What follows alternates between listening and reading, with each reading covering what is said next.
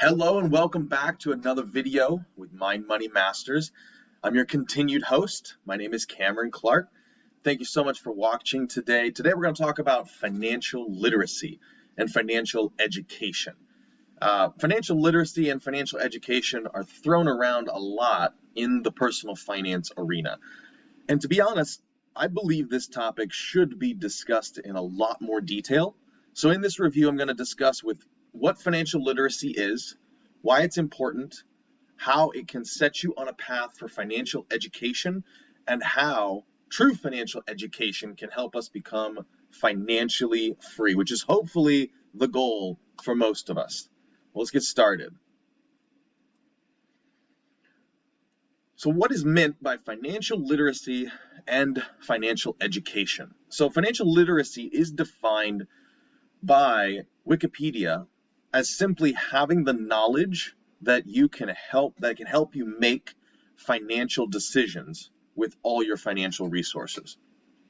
Now, from a general perspective, I would agree that is true, but I would hold to the understanding that financial literacy is more just the basic understanding of personal finance. I would suggest that it's a little broad, that initial definition, and it's somewhat vague. So I would say that financial literacy can be the concept of how familiar you are with financial terms.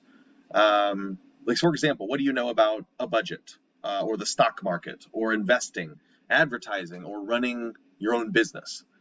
True financial education is what you do after becoming financially literate. You really got to be first financially literate before you can take any further financial educational journey. Now, the distinction here from what I'm trying to draw is that once you have a base understanding of financial matters, by that I mean literacy, that you can read financial stuff, financial education can start. I think of this more as a raw definition. So literacy is whether or not you are able to read in general. That's the definition of literacy. So financial literacy is whether or not you can read financial information. It doesn't draw the distinction of whether or not you can truly understand what you are reading. If we can just read it, that means we have the ability. But how do we retain, or what do we retain, and how do we use that information?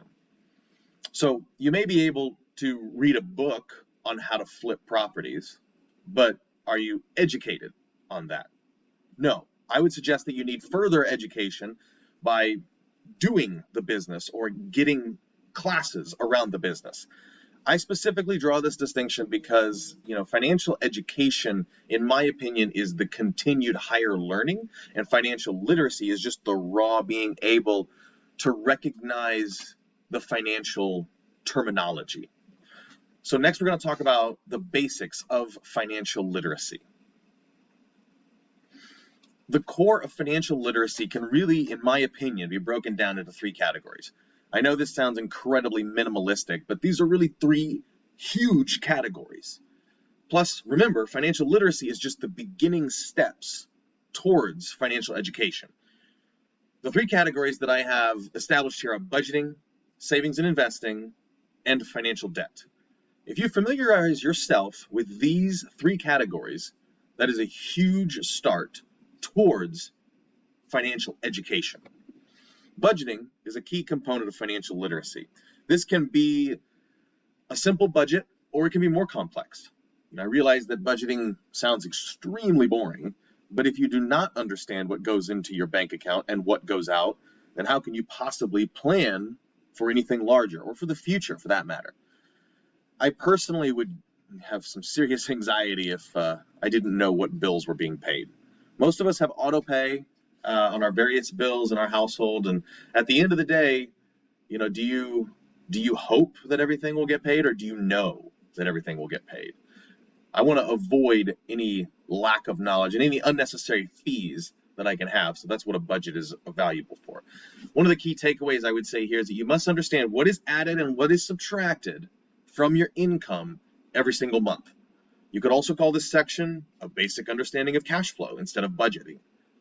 We go into cash flow a little bit in further detail, but a budget can help you understand fixed costs versus variable costs. Now, variable cost is something that changes every month, as you can probably imagine, variable. Typically like dining, entertainment, maybe even groceries. A fixed cost is something that basically is the same every month. So typically a mortgage or rent payment, auto payment. Sometimes you can set a fixed payment on utilities. There are apps that can also help you with this. And, if you're also like myself and is just a complete spreadsheet nerd, then maybe you can create your own budget through Excel. Next step, understanding savings and investing. So understanding that you should save and invest is a basic fundamental of financial literacy. However, what you save for and what you invest in lends more towards the category of financial education. So it's important to know that you should save a portion of your income and you should invest a portion of your income, but how much and in what? How do you know what the best savings account is, or how should you invest in a mutual fund or an ETF? Or should you invest in a mutual fund or an ETF? For that matter, what is a mutual fund or an ETF? This is the distinction that I draw between financial education and financial literacy. Just knowing the terms, financial literacy, understanding the terms, and doing something with the terms is financial education. A general rule that I like to follow regarding savings and investing is to pay yourself first. This is something that most financial gurus or financial planners would suggest, and I, obviously I don't disagree. Now, whether that's 5% or 50% or automatically saving for something, or to use it for its intended purpose, these are all good things to consider. Also you could consider saving for larger investments though, like rental properties or additional financial education investing in yourself. I would strongly, strongly discourage though, saving just to save. What's the interest rates nowadays? Average interest rate may be 0.5%, 1%, depending on your balances. What's the inflation rate? Somewhere around 2-3% every year. You're literally losing 2% buying power every single year. So you're not saving anything, you're actually losing. It's really kind of foolish to consider to save just to save. I understand emergency fund is a key term that gets tossed around right now, and we can go into emergency funds on another video, but it depends on what this emergency fund really is in and what it's used for, how accessible it is, if it's really important and if you really need it. I'm not suggesting saving money just to save money or saving it for a rainy day. There are better uses of money than just saving it for a rainy day. Last in this section is financial debt. You really should take inventory of your financial debt. This is a silent destroyer of dreams. I've seen many people not even realize how much debt they were in until it was too late and you had creditors knocking down your door. Make a list of everything that you owe, add it up. I know this can be painful. It's important. Knowledge is the potential for power. The more you know about your situation, the better you can affect change on it. An important topic also to bring up in this section is interest rates and how they can affect you to pay off your debt. Understand that if you want to pay off your debt and become quote-unquote debt-free, that can be a very rewarding achievement. Not always easy. There is an element of freedom when you pay something off, but financial education would also go in and teach us a little bit more on this topic, since there is good debt and bad debt. Not all debt is equal and not all debt needs to be paid off. For example, if you are using debt to buy assets and those assets generate cash flow or potential capital gains, this could be good debt. What kind of leads me into the next section. This is the basics of financial education. Now, keep in mind, financial education is not something that can just be explained in a 10-minute video. Financial education is an ongoing process. Just like, financial education is a long, ongoing process. We are learning new things every day. At least, I hope we're learning new things. I'd like to think that we're learning new things. But the first topic I want to bring up in here is cash flow. We talked about that a little bit earlier, but I want to go into further detail here. So we hear sometimes that cash is king. That's kind of a statement that is extremely misleading. Cash is not king. Cash is key, and it's key to building a business. What I mean by that is just having cash does nothing. This goes Back to my savings example that I just mentioned a couple slides ago. If money is not moved around, it's literally just paper. You might as well just write on it and just draw on it because it has no inherent value. There's a quote that I like from a musical, Hello, Dolly. If you haven't seen it, I'd encourage you to do it. It's actually a really good musical. But the quote is, money is like manure. It should be spread around, encouraging other things to grow. Dolly Levi says this to Horace Vandergelder.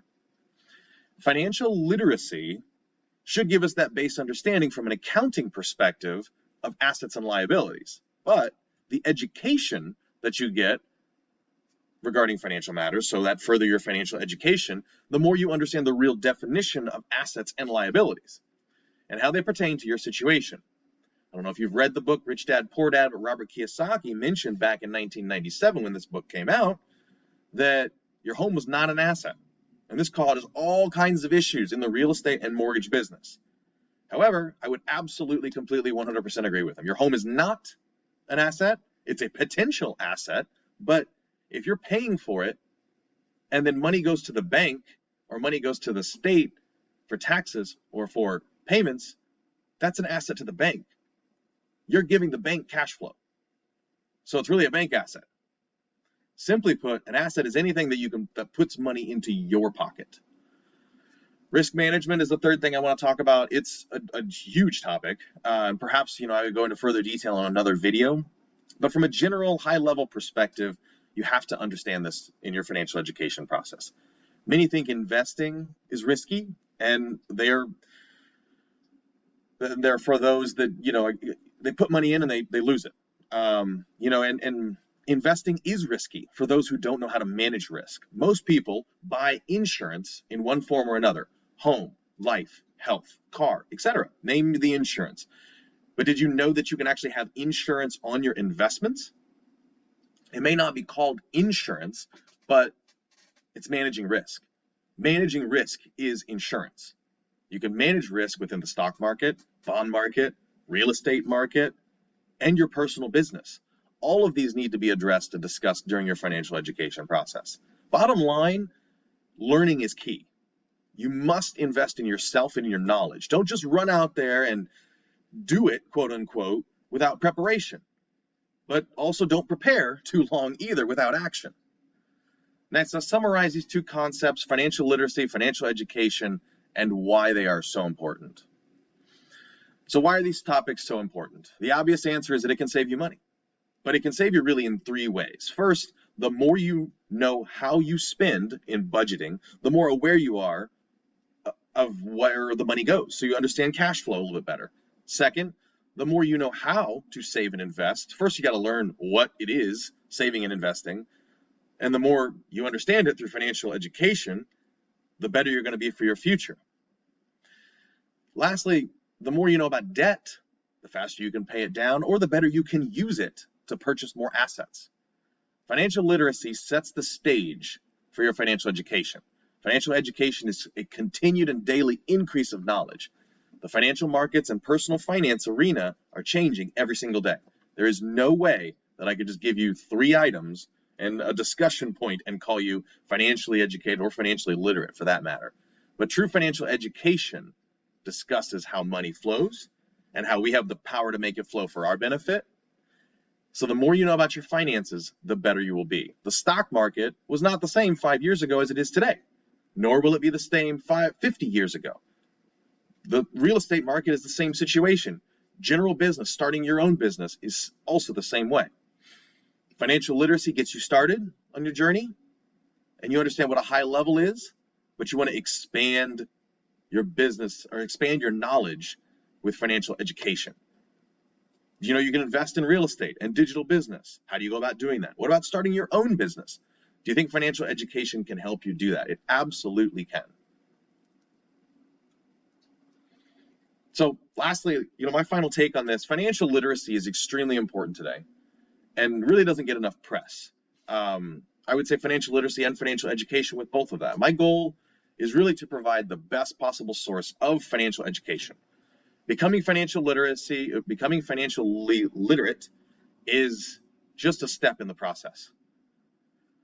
But it's a very important step. Learning more every day should be the ultimate goal. Everything in this world changes so rapidly, and that includes the world of personal finance. I would encourage you to read some additional books that I have found extremely helpful. And I will put these all in the link in the description, but The Millionaire Next Door, Unshakable, Rich Dad, Poor Dad, 3 books, fantastic on your journey. You know, we don't really have this in school. This is not something that's taught. How money works, how money flows. This is new financial education. This is something that's new. You got to start thinking like a business owner. Everyone owns their own business, whether they get credit for it or not. You know, even if you go to your 9-to-5 job and you go into your job, you own every single day, and you are paid like a consultant. It's really no different being a consultant versus being an employee, except you're just 1099 and you have to manage your own work. If you really want to help learn, if you really want help learning how to start a business and how to scale it, you will need help. I have a link in the description for one of these programs I use personally to achieve financial freedom, and it will teach you 3 business models, and you have guidance every single step of the way. Make sure to check that out.